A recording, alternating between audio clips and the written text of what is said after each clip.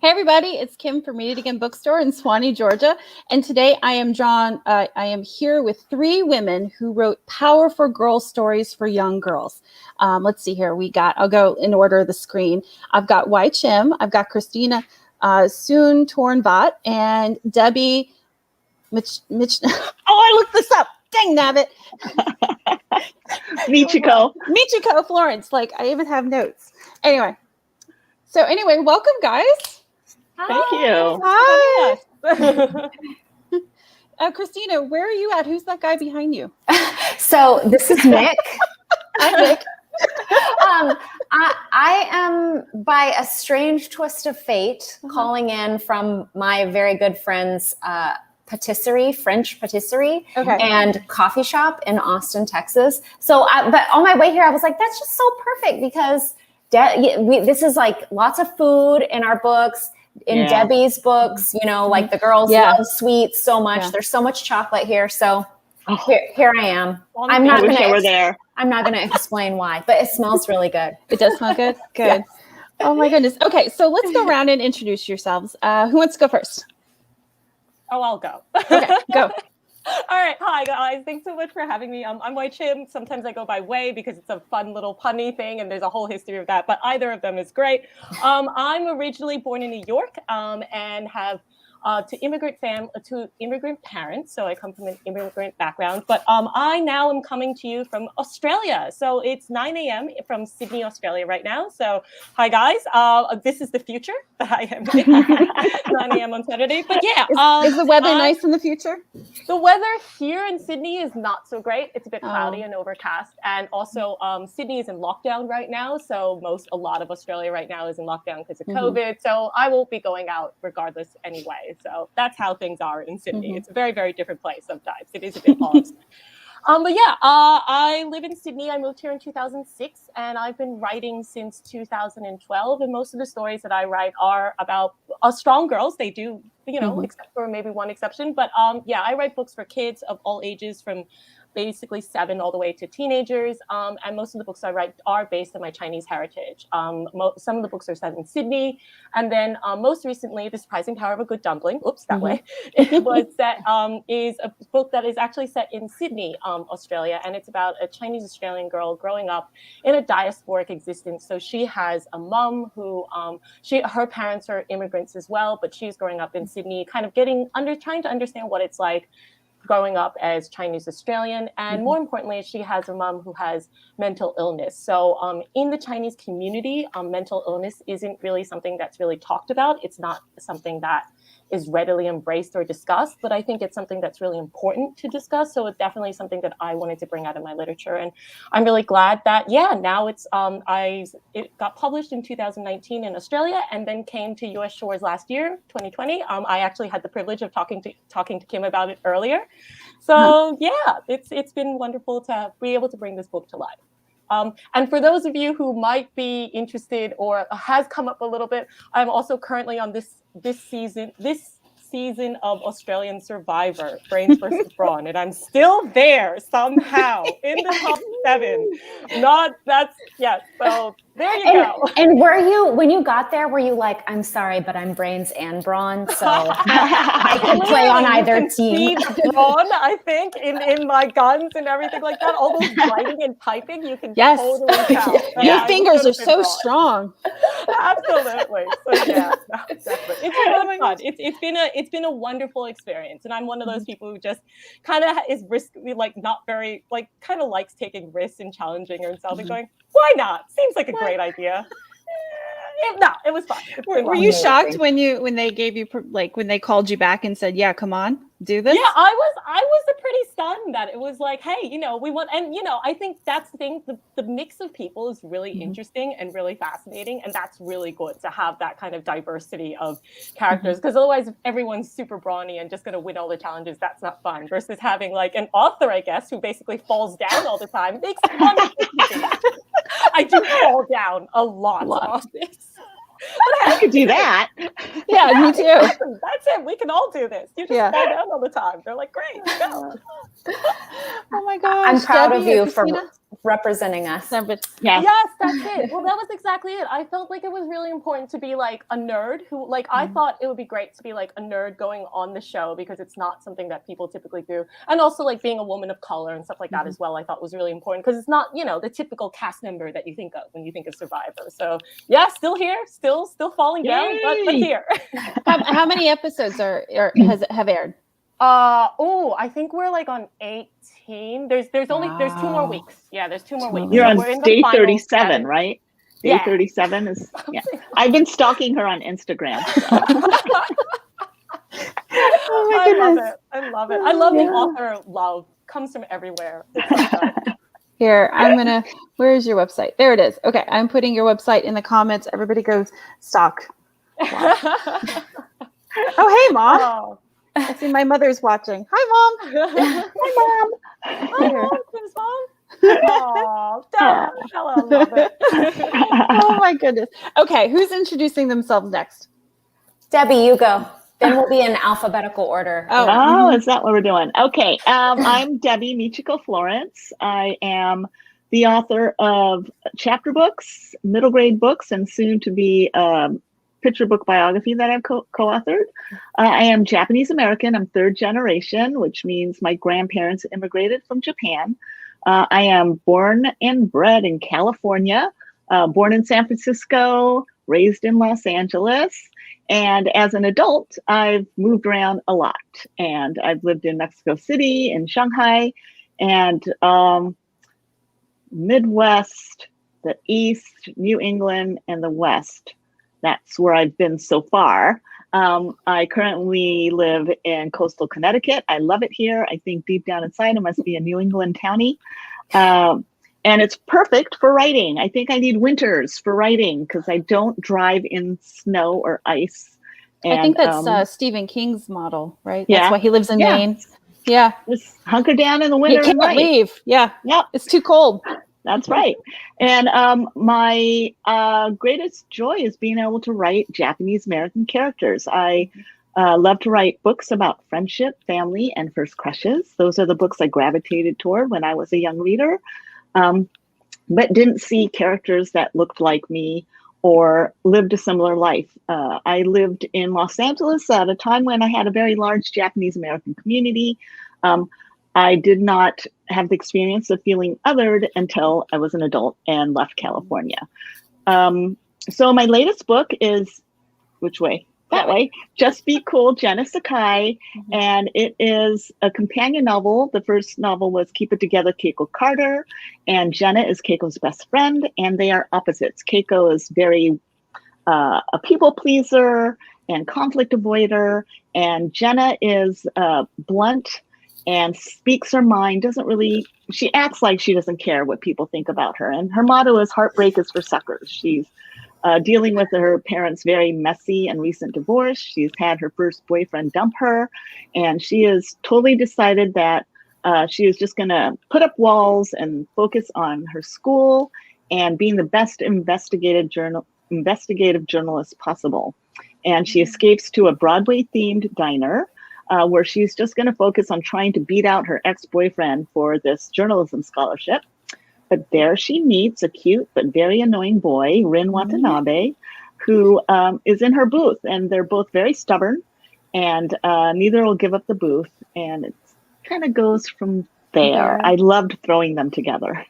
I was Googling all of you because that's what you do when you get ready for things like this. And Debbi, there was this most adorable little girl, and she was doing a book review on YouTube. Do you know what I'm talking about? Yes. So cute. Yes. Oh my gosh. I want to find it. Is that Val? I think so, yeah. And she was sitting in the little awesome. She's done a lot of book reviews, so she is awesome. She's so great. Now her little sister is joining her, that. which is so cute. That is I think adorable. they're so cute. Yeah. Yeah. Oh my gosh. They do a really good job too. They really do. Yeah. Like she's got a career ahead of her, like just in editing alone. Gosh, I haven't figured that out yet. But I love how like all of us now have like this whole booktube community to connect with and stuff, like, you know, and the internet has done us such a huge favor in that, because otherwise it was just like when I was a kid, you're just reading your book and you are telling all your friends excitedly and no one cares, versus here everyone gets to connect. Yeah. So awesome. Yeah. It's like hanging out in a bookstore all day, but without actually leaving the house. Which we can't do. Well, Which we can't do. Which Well, maybe we shouldn't. ideal for introverts. So True. So Christina, tell us a little about you. Yeah, well, I'm Christina Soontornvat, and I currently live in Austin, Texas. I'm really excited to be here because the first book in Debbi's series, Keep It Together, Keiko Carter, I have two daughters. They are almost 12 and 8, and that was their favorite book that we read together last year. I also loved it, but they are so excited. We haven't started Jenna's story, but they loved Jenna. So when they found out that there was going to be a sequel, they were like so pumped. And I'm excited to be here with Wai because I grew up, my parents owned a Chinese restaurant. And so, so I'm excited to talk about her story and her character. We are Thai. My dad immigrated from Thailand, but we opened the restaurant in a small town in Texas. And in the 80s, nobody knew what Thailand was. They confused it with Taiwan. No one had ever met Thai people. So we had to open a Chinese restaurant. And our restaurant actually also sold like chicken fried steak and French fries. And like we had everything. And then like slowly now it's a Thai restaurant. Like there's actual Thai stuff on the menu. But so I write picture books and chapter books and middle grade novels. And I have another series that has a strong character in it called Diary of an Ice Princess. That's my chapter book series, which Debbi is like my chapter book guru. I read her books like as models when I was writing that series. But I'm going to mostly be talking about A Wish in the Dark, which is a fantasy novel, and it is set in a magical Thai-inspired world. And it has two characters. So one of the it goes back and forth between a boy and a girl. And so the boy character is a boy named Pong, and he's born in a prison, and he longs to escape. And so one day he finally gets his chance to escape. He runs away and he hides. He is sure that no one is ever going to find him, and he's going to be free forever. And then one day, years later, after his escape, the prison warden's daughter, a girl named Nok, who is definitely a strong girl. She's martial arts. I love her. Expert. She visits the village where he is, and she recognizes him, and she becomes determined to catch him and turn him in. So she chases him, and it's a chase story for the most part, adventure story. And it's a twist on the classic novel Les Miserables. So I'm just excited to be here, and I will try not to talk about Survivor too much. I will keep it on books, but we might keep it on books. We might go back a little bit. Yeah. Well, there's a Survivor book series. Is there? That's right. Yeah, Oh for my God, kids. I did not know. For kids, and they're actually really good, and we sell them on and off. They come in because we're also a used bookstore, and no, they're actually pretty good. Oh wow! Okay, I had no idea about this, because that was going to be my idea. Like, I'll just write a series for. Oh my God! Do it.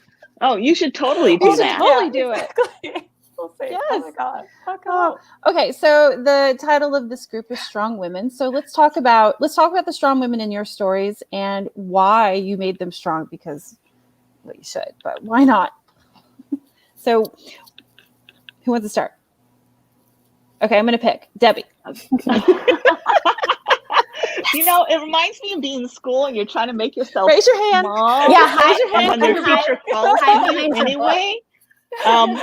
So, strong girl characters. Yeah. So interestingly enough, my first book, Keiko Carter, like I said, is a people pleaser, wears her heart on her sleeve. And then when my editor asked if I wanted to write a sequel, I asked if I could write a companion novel about Jenna, because Jenna really intrigued me. I'm very much like Keiko. I'm a people pleaser. I don't like conflict. And so my editor was very curious as how I would delve into Jenna, because Jenna puts up walls. She doesn't want to feel her feelings. She doesn't want to talk about her feelings. And in that sense, it makes her seem very blunt and hard to get to know. But deep down inside, she is a softie. She cares very deeply, but she's just afraid of getting hurt. So it was important to me to write her in a way that from the outside, she looked like she was a tough girl, but on the inside, she was just like the rest of us and just afraid of getting hurt. And for me, a strong character, a strong girl, is someone who learns how to be true to themselves, right? I think we've all gone through heartbreak and we all deal with it differently. And Jenna needs to learn how to become vulnerable. And she has to learn that just because you let people in and you risk opening your heart to people, it doesn't make you weak. That was really good.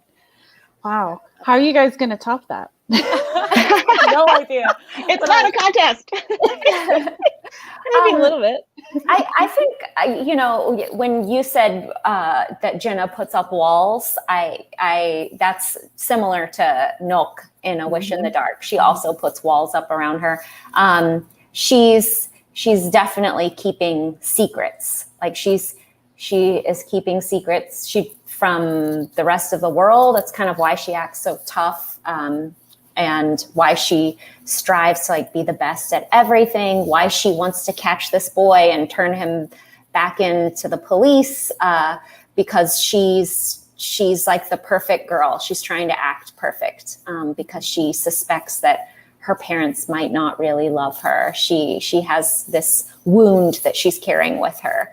And, you know, for me, I really feel like all girls are strong girls. Like, I just feel like any girl walking around in the world today, you are strong. You know, you have to have this inner strength, no matter what, no matter who you are. So for me, writing Nook was about just thinking about, you know, all of the people, the kids and the grownups that I know who walk around with an exterior self and then just all of this other stuff going on inside that they're trying to work through and trying to deal with. And I love what Debbi said about just being who you are and owning that.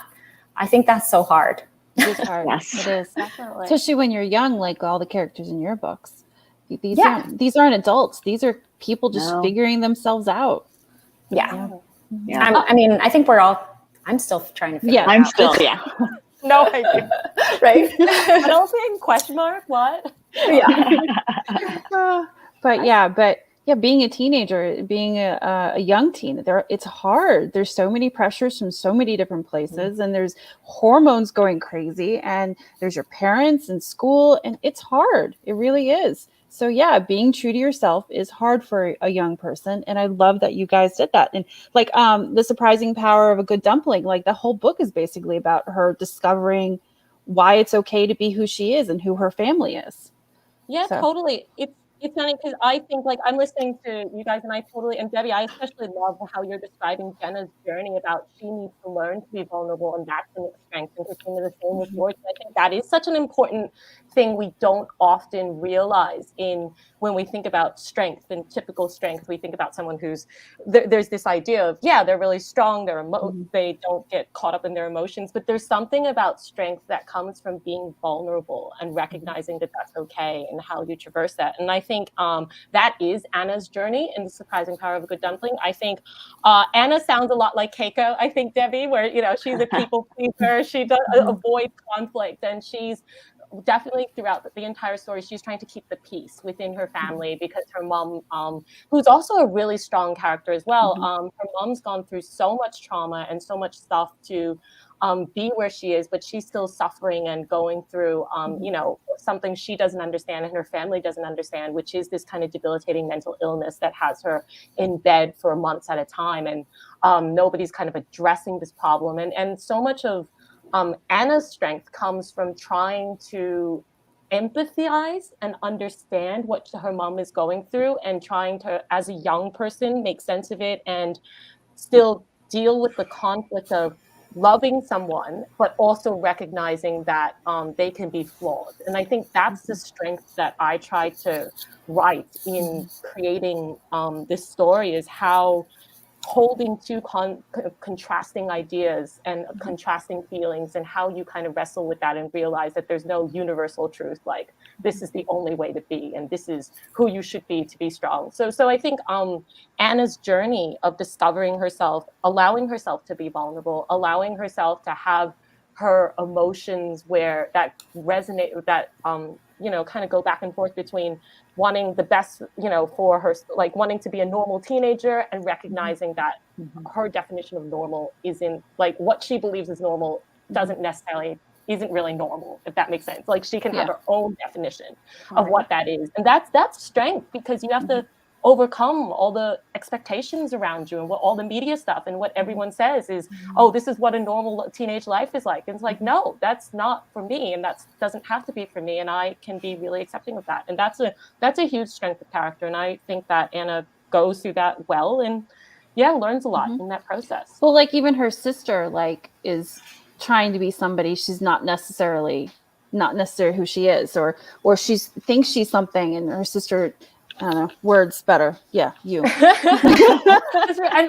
it's funny. I loved also, Debbie, how you said Jen is like the really, like, strong, like emotionalist, like not emotionalist, but kind of puts up walls. And Lily, who is Anna's sister, is exactly the same character there. So it's really interesting that we as writers have kind of come up with this dichotomy of, you have very strong like very kind of stubborn characters and blunt characters against these kind of different kind of, they're great foils for each other, right? Exactly. I get great joy in throwing together characters who don't get along. I mean, particularly Christina's book, they're being Pong is being chased, and he's trying to get away, but also trying to do something very good at the same time, and you're scared for them to be together, but throughout most of the book, I kind of wanted them to be. So there's something about getting two characters and, wanting them to be together, but also, they don't get along. Yeah.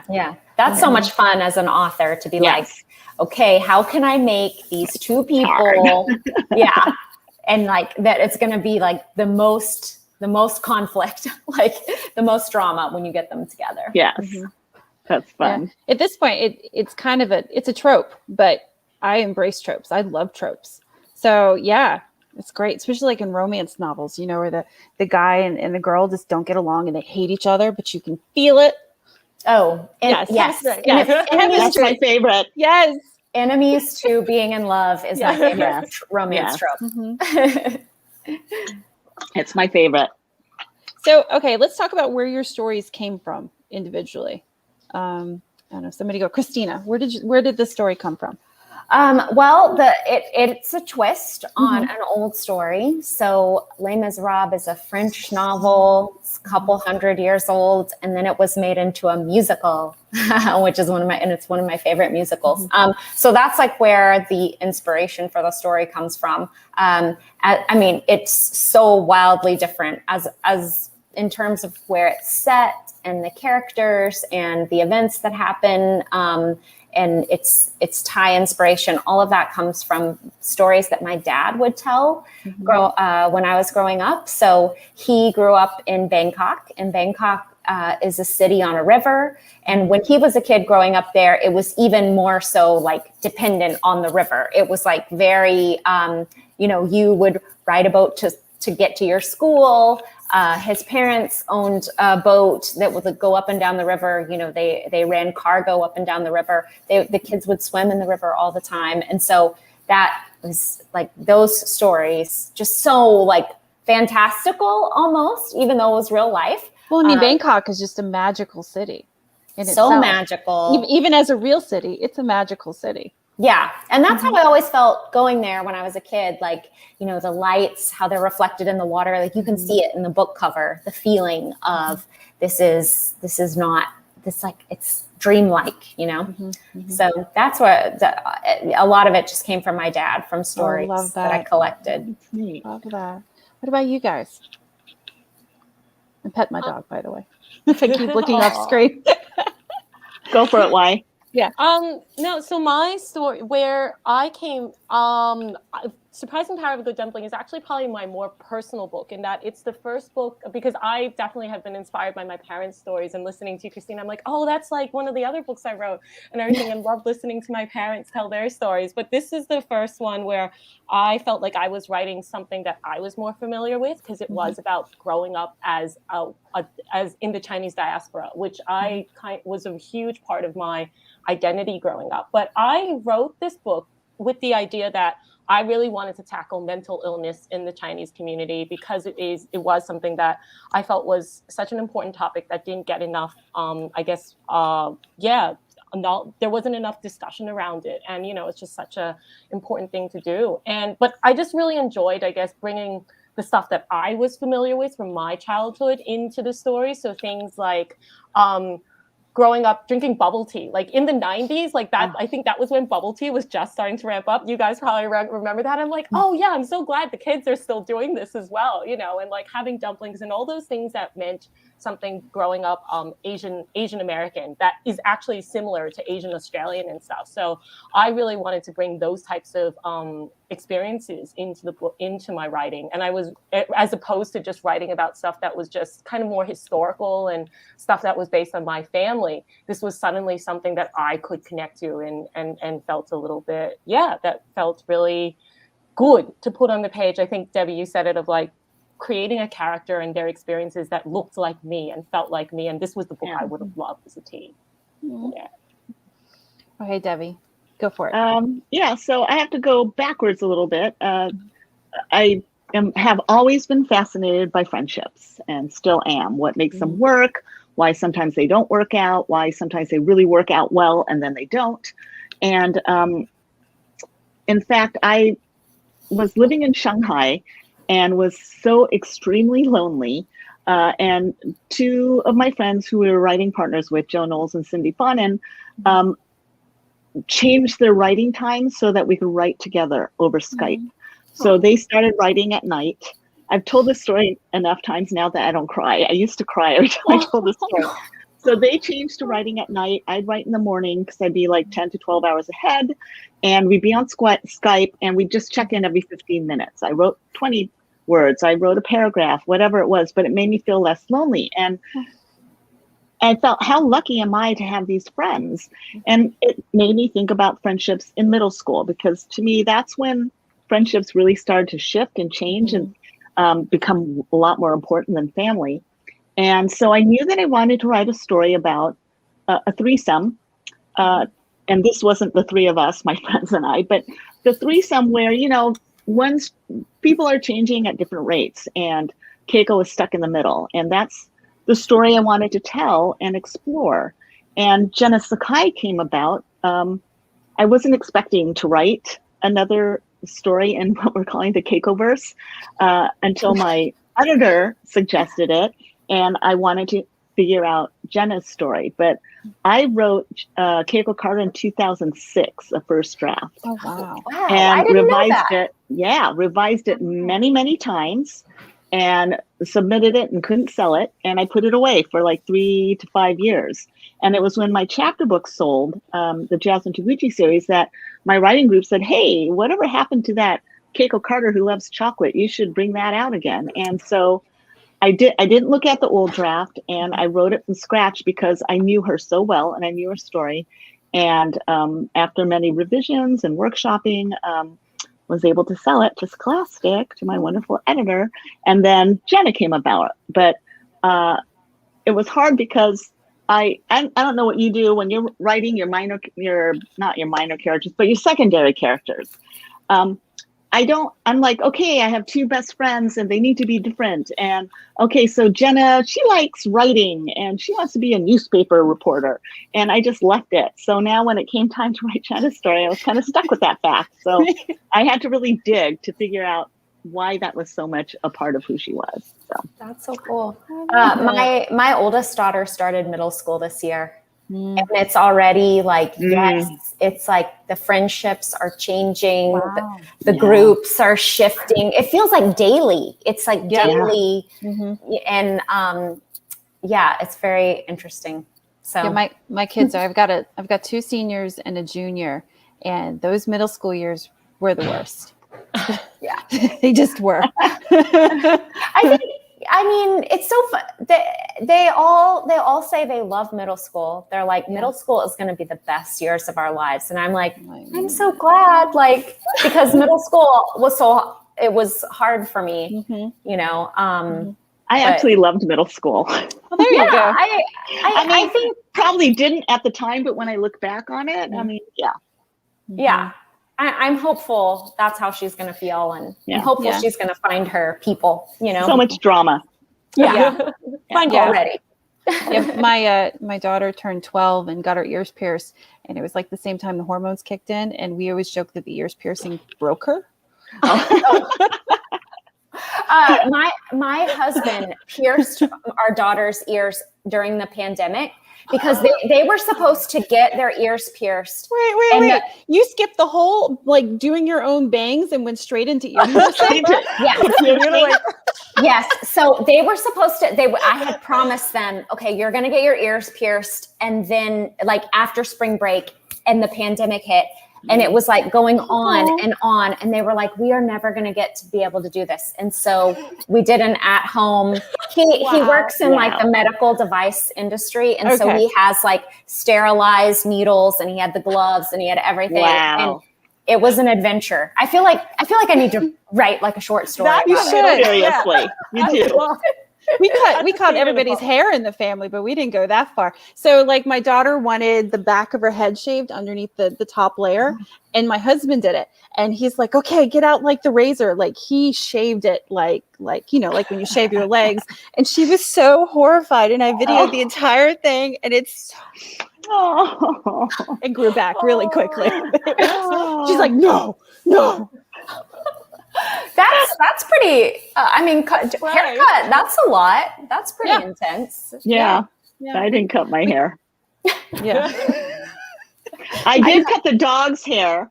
I gave the dog a haircut. I did too. Yeah. And then I offered to give my husband a haircut, and he said, "Did you look at the dog?" No. My husband's like, I am never paying for a haircut again. He just cuts his own hair now. Has for last year, and he goes out in the back deck and he just cuts it, and I stand there just to make sure he doesn't do anything crazy. But no, he just cuts his own hair. Wow. I wish I could do that. I can't do that. No, I don't know how you do that with long hair. He did cut my hair. He cut 5 inches off about 2 months ago. Wow. Yeah. Okay. So impressive. Yeah. Very bright. Should we go back to talking about books? Okay. Okay. So what were some of yours? What were some of your favorite kids' books growing up? Anybody? No, Judy Blume. I mean, Oh yeah. Our time. Yeah. See, Beverly Cleary. Beverly Cleary. Yeah.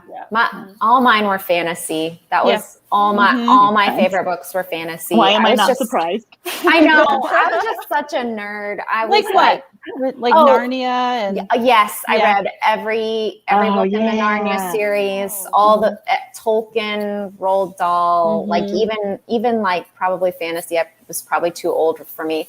The contemporary series I liked, the only one was Babysitter's Club. And one of the reasons I loved it was because there was an Asian American character, Claudia. I think that's probably, I don't think I would have picked it up if it hadn't been for Claudia. She wasn't on the cover. Yeah. Well, she was on the cover. She was, yeah. Oh, right. Oh, if she wasn't on the cover. Yes. So that's what actually, when Keiko Carter first came out, I did I email you, or maybe I just messaged you or something? Yeah. Of like, this is so meaningful. Like it's like a cool teen girl, young teen, like sitting at her locker, just like being normal. Like it's just like, looks like a movie poster, and it's a Asian American girl. And I told her, like, you know, you never know what you're missing or what your heart wanted until you see it, you know? Yeah, it meant the world to me to see a Asian American contemporary girl on the cover, a photograph. And, you know, I'm thrilled that both Helena and Zoe were able to be on the covers of each of the books. They made a huge difference, I think. Yeah. Did you guys get do they ask you how you feel about the covers? Like when you're doing your book? Yes, definitely. Were you like, I need the main character on the cover of this book. It's very important. I don't think that kind of thing went that far. They asked me, like, what are you looking for? And I did say for Keiko Carter, it'd be really great if you could get a half Asian, half Caucasian character, because that's what Keiko is. And the same thing for Jenna Sakai, an Asian American girl. But I don't know. I'm not very visual. I don't know about the other two of you, but I'm not very visual. So I don't really like think, oh, this is how my cover's going to look. Usually, you know, and probably my editors love me for this, but usually I'm like, oh, cool. I really, that's so cool. And I might say something like, I think for Just Be Cool, Jenna Sakai, Zoe, they gave her a really thin strip of turquoise. And I asked if the streak could be just a little bigger. I think that's the only thing I've ever said about my covers. Oh, that's good. What about you guys? Well, it's funny because Surprising Power of a Good Dumpling came out initially in Australia with a very different cover. Oh, yeah. But it's got like, and I kind of went through a similar thing, Debbie, where at first they gave me some versions of the cover that featured a lot of the food and everything, and I like kind of even did like a social media call out like, hey, vote on the cover, etc. Which one? And they gave me 3 concepts. But it was great, and I'm so glad I did it, because in that exact same vein, I was kind of leaning towards the food because it kind of leaned into the dumpling motif. But I heard people giving me feedback of, I really want to see an Asian girl on the cover, and how meaningful that was to have that, like, visually see someone who looked Asian and have that person be on the cover. So because of that, I was like, oh, actually, no, we definitely have to go down this route. And I was really proud of the Australian cover, which featured the girl with the noodle box, and it got great neon colors. And so that was the Australian cover. This cover I didn't get so much input into. That's just because of the way the books get sold. This one was almost sold as a translation into the States. I don't entirely know how all of these things work. Okay. But because originally it was published with Allen and Unwin in Australia, then it gets sold into the various markets. So it gets sold a little bit differently. So it's Scholastic, but I was really pleased to see that they went through the same journey of making sure there's food and a girl on the cover, so that you can see that representation and stuff like that, and has that playful element and stuff like that. But it's really fascinating, and I think it's an important thing to be thinking about. I'm like, oh, I'm so glad that, I would never have thought of that, but now it's there and everything. So, I love your cover, Wai. It makes me think of like, oh, font. It's like, it's its own art form. Like, it's such a cool, like a huge part of the cover. I love the font. Yeah. So fun.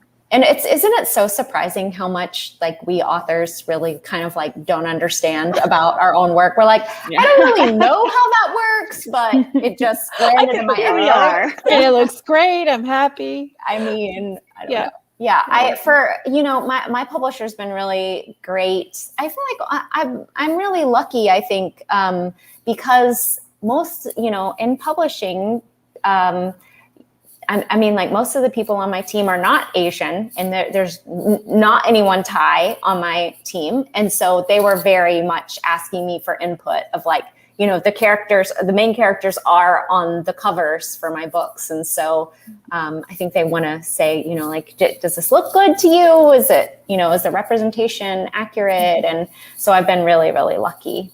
And also similar to Debbie, like, I kind of have no idea. Like, thank goodness I have no, like, input into it in the beginning, because who knows how awful it would be if I was the one who was like designing the cover.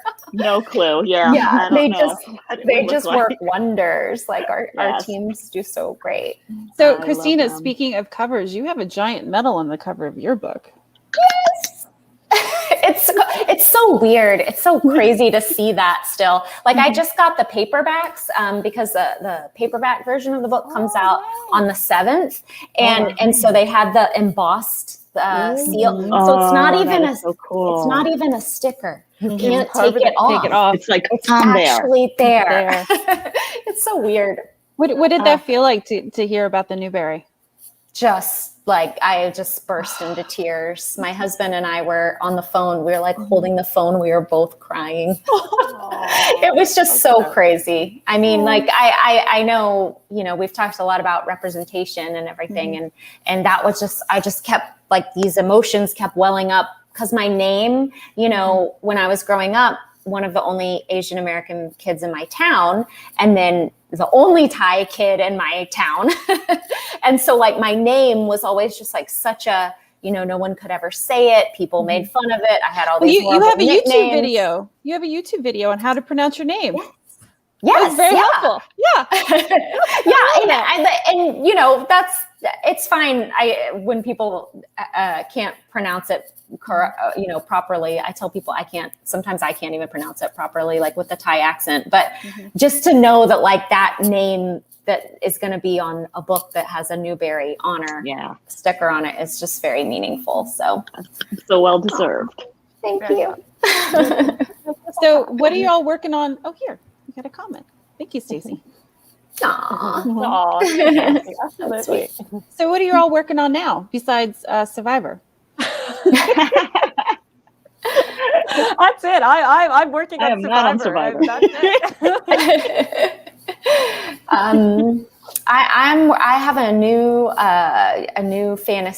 standalone fantasy called The Last Map Maker that's coming out in the spring. So I just have finished first pass pages. So that's like, you know, it's coming out in the spring, but I started working on that so long ago. But Can you tell us about it? Yeah, I like the title. Yeah, it's a strong girl, and she's on the cover, and I just saw the final version of the cover, and it looks great. So good. So she's an apprentice to a map maker, and also like I guess I just love characters that have secrets. She's keeping a lot of secrets. She comes from a very like bad family, like she's you know, comes from a bad background. Yes, criminal background. And in her world, in this fantasy world, your lineage, your ancestors, your heritage is so important. It determines everything in your life. And so she has to keep that secret while she's on this expedition to try to make a map of an undiscovered continent. Are there going to be lots of pretty maps in it? It does have a map. It's going to have a map. Yeah. At least one. I love maps. Loves maps too. Oh, I can't wait. That sounds so good. What about you guys? What you working on? I also have a book coming out in spring. Christina, you just finished your first pass pages. I have to start mine. The next book is called Sweet and Sour.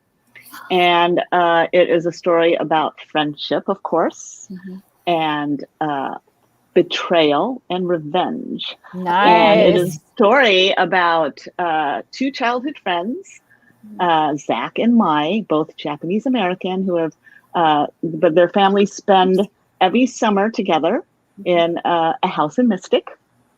And at some point, Mai perceives that Zach has betrayed her, and his family went away to Japan for 2 years, and now they're coming back, and she is going to get a revenge. And I have to give big props to my editor, Jenny Abramowitz, because she is so good at these taglines. So the tagline she came up for Sweet and Sour is, there are 3 sides to every story: his, hers, and the truth. Oh, that's so good. Oh my gosh. Good. I got goosebumps. Wait for that. Yay. Awesome. So that's next spring. Yeah, I'm excited. Oh, yeah. So I've never heard that term before. What is pass pages? Oh, first pass pages. It's like when they print it out the way it'll look, like they give you, it looks like this, but just like laid out. Yeah. Oh, okay. And it's like one of your last chances to catch those mistakes and like drive your editor crazy because you're like, can we change this or that? Is that what you guys think? I change my main character's name. No. You don't change anything? Why? In your very rarely. No, so at that good. point I'm kind of sick of it because I'm so scared. Like it's not as bad as when the book comes out, because when the book comes out, I never read it again because I'm like terrified of finding anything. But even at that first pass, I'm like, oh, unless there's something glaringly like, no, I really have to change it. I'm actually too scared at that point to like, because I second guess myself all the time. So yeah. Wow. I know authors who do their own audiobooks, and I imagine that has to be really difficult because you're reading something and you're like, gosh, I was an idiot. Why did I write that? You know, and you still have to read it out loud. You can't Or change you trip it over your tongue. Too late by then. No, get someone else to do it, for the love of God. Why? What are you working on? So I am currently, having just finished up Survivors, don't have anything major coming up next, but I do have Freedom Swimmer, which is coming out in November. Yes. Oh. So Freedom Swimmer is, I don't have an advanced copy of it yet. I think probably because I'm in Australia and COVID and everything like that. But it is, I wrote this book back in 2016 and it was published in Australia, but I'm so excited for it to come out in the States finally. And it's a historical fiction book, but it is based on the true story of based on the true story of my dad swimming from China to Hong Kong back in the 1970s. Basically, terrible things were happening. It's pretty spectacular that he did that, and not just him, like thousands of Chinese people. How old was he again? He was 19, and the boy in the story is 16. So it's about it's friendship. So it's a story about friendship and two boys who meet by unusual circumstances in a small village in China, and lots of stuff is happening around them that makes it really difficult. So they're gonna think about whether they're going to embark on this journey to kind of escape from all of the grueling conditions. So it is based on my dad's story. I'm so glad that it's finally coming to the States because obviously I haven't really had a chance to talk about it to the Americans before, but I'm just really grateful that it's kind of getting its second life and everything, and that comes out in November. So we'll start. I can't wait. I have to look for that. Yeah, that sounds so amazing. Why is that with Scholastic? Is it going to be? That's with Scholastic as well. Yeah, awesome. Exactly. And it's got a really cool dark cover, which is pretty. I was like, oh, it looks almost like a movie poster. So fingers crossed. But it's really cool. And it's been really great, and it's coming. The coolest thing, and I'm gonna I found out, well, not found out, but speaking of audiobooks, you were saying, Kim, the audiobook that's coming out with it, we got Telly Leung to read it. He's a Broadway actor, but most importantly, he is actually from my high school. And by some weird twist of fate, basically, when they gave me like the list of people to like that one, I was like, I know this guy. I went to high school with him. Like he was 2 years older than me, etc. But his parents were freedom swimmers too. So this is my God! Wow. And it was because he connected with that story. So it's such, and I just got goosebumps just saying that. But it was such a, oh my God, kismet, like this was so meant to be-ness of it and everything. So I'm really, I cannot wait. I heard his rendition of it. It's so good. And I'm so excited for this new version. I'm definitely listening to that audiobook. Oh, wow. That's amazing. Such a great story. So excited. So, and I foresee it like being read in schools. You know, because the kids love anything that's a true story and that has danger and is really emotional, like Alan Grant's type books, and I could see it like right there next to it. Yeah. I'm so honored that you say that. I'm like, ooh, I hope. but that is really exciting to have that coming to shelves and everything like that and giving it a new life. So well, I hope there's less COVID when all these books come out and you guys can actually do book tours. Hopefully. Me too. Yeah. I hope things get better. Why? And you guys get out of lockdown. I really want to come and visit and do a proper book tour in the States again and everything.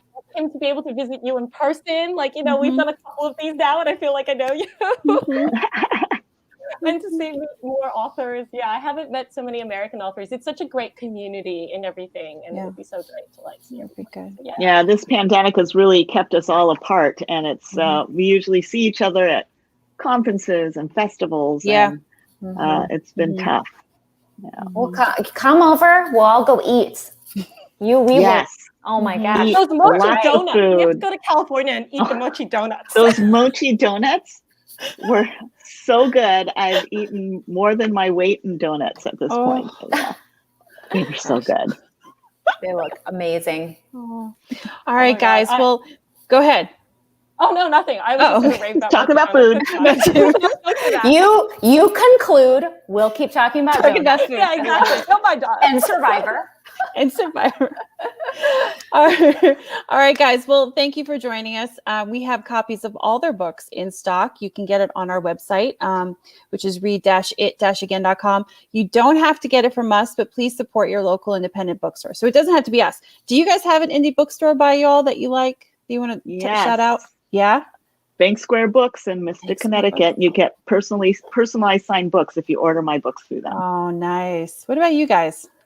Book People in Austin, Texas is where I do my signed books. But yes, Read It Again. Get it from Read It Again.